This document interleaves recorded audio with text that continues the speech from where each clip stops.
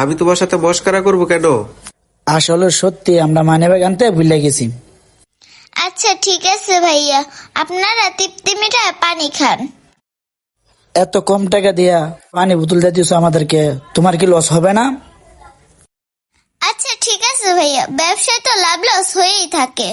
না না ভাইয়া, ব্যবসায় তো লাভ লস হয়েই থাকে। আপনারা তৃপ্তি মিঠায় পানি খান।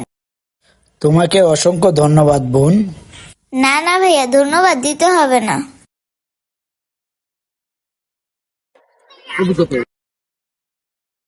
নে মজনু।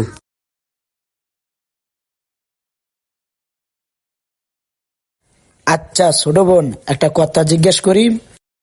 কি কথা ভাইয়া, বলেন।